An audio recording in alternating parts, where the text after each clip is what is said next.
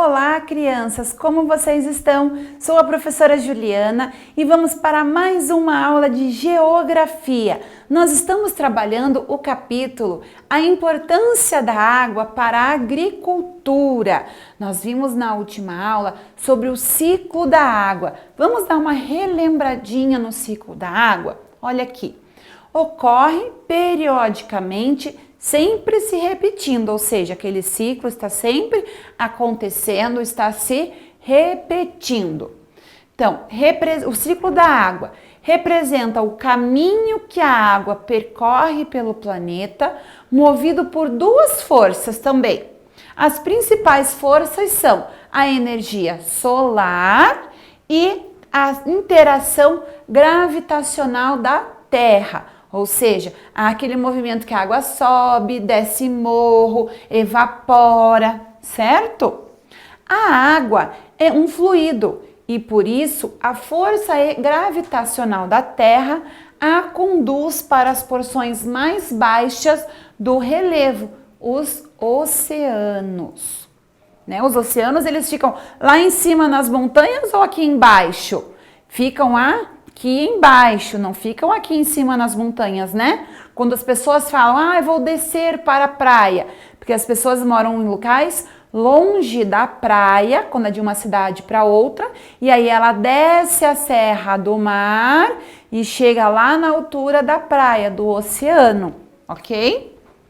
O processo de precipitação e infiltração no solo também são impulsionados pela força gravitacional. Precipitação são as chuvas, certo? E a infiltração do solo, lembra? A água cai da chuva e ela vai infiltrar no solo. O processo de evaporação ocorre a partir da energia obtida exclusivamente do sol, que aquece as águas oceânicas, ou seja, o sol fica bem quente, aquece a água e a água começa a evaporar.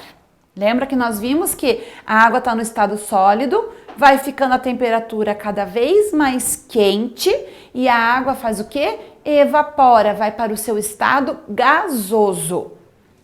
As águas oceânicas representam a maior parte da água que vai compor as precipitações, ou seja, que vai compor as chuvas, sendo as águas continentais mais significativas para as chuvas locais.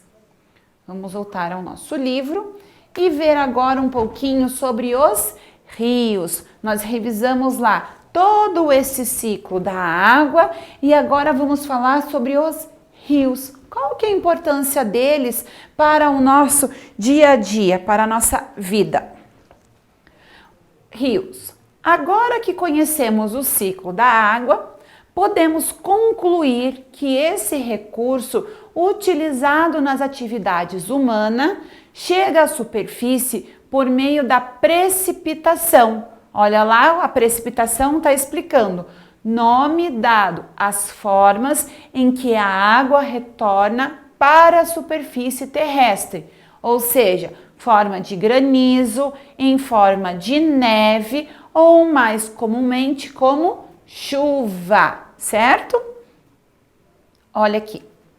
Em regiões cobertas por vegetação, parte da água precipitada, ou seja, parte da água que está caindo, é absorvida pelas plantas e depois é liberada para a atmosfera, onde se converte em nuvens e gera novas precipitações, ou seja, as nossas plantas, elas utilizam a água também. Já a água que não é absorvida pela vegetação pode tomar dois caminhos. Um deles é escorrer pela superfície, formando os rios, e o outro é infiltrar-se no solo, formando os reservatórios de águas subterrâneos. Nós já vamos falar e ver o que são esses reservatórios de água subterrâneos, que estão lá embaixo da terra. Dessa maneira, os rios se originam em pontos chamados de nascente. Onde o rio nasce, nós chamamos de nascente. Quando a água subterrânea volta para a superfície e forma um pequeno rio. Então, nós podemos ver aqui a imagem que está representando a nascente do Rio São Francisco, que fica localizada no estado de Minas Gerais. Olha aqui o Rio São Francisco, a nascente dele aqui, está mostrando aqui essa imagem, certo? Que fica onde? No estado de Minas Gerais. Os rios maiores e mais extensos são chamados de principais. Já os que fluem para o rio principal são chamados de afluentes. Esse conjunto de rios é chamado de rede de drenagem. Olha aqui, eu vou explicar para vocês. Imagina um rio bem grande que temos aqui. Ok? É o rio principal. Vou escrever aqui, ó. Rio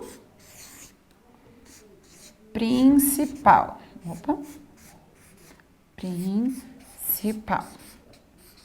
Aí temos outros rios aqui, ó, menores, que também vai colocando as suas águas aqui neste rio principal. Esses rios menores aqui são os rios afluentes. Então, olha aqui, é um afluente. Por exemplo, aqui. Aqui também é outro afluente.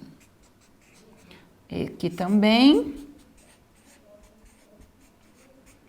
pode ter outros ainda, né? Afluente. Todos esses rios juntos, ou seja, o rio... Opa, faltou. Ou seja, este rio principal e os seus afluentes formam a rede de drenagem. Tudo isso aqui junto forma a rede de drenagem. Certo? Então, vamos lá. As redes de drenagem são caminhos que levam a água das partes mais elevadas, ou seja, que está no alto do relevo até sua foz.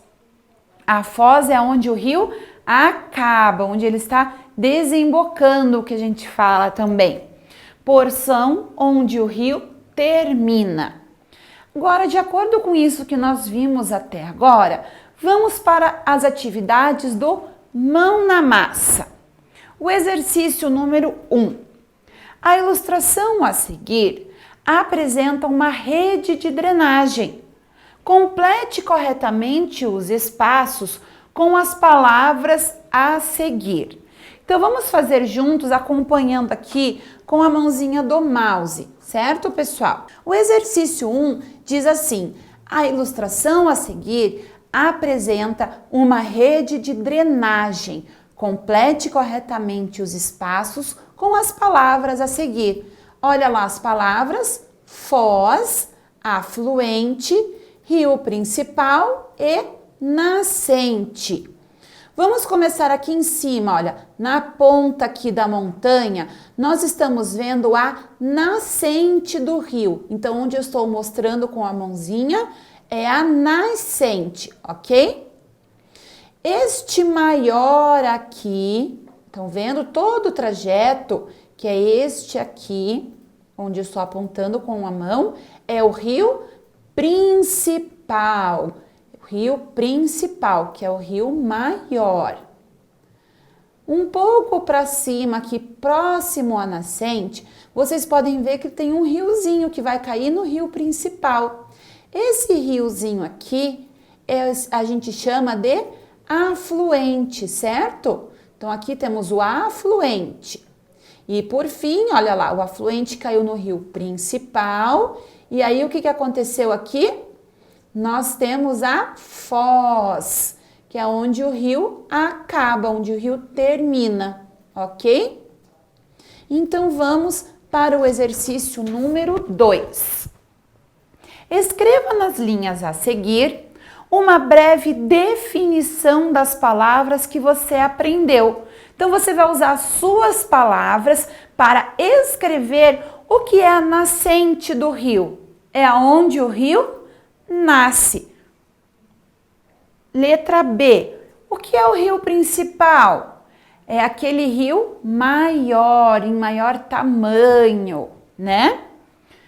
E o afluente? É aquele rio menor que vai desaguar, ou seja, ele vai terminar em um rio principal, no rio maior. E por fim, a foz é o local onde o rio termina, onde o rio acaba, certo? Então você vai usar as suas palavrinhas para escrever, explicando nas linhas aqui o que é a nascente, rio principal, afluente e foz. Ok, pessoal? Obrigada pela sua atenção e nos veremos em breve na próxima aula de Geografia. Tchau, tchau!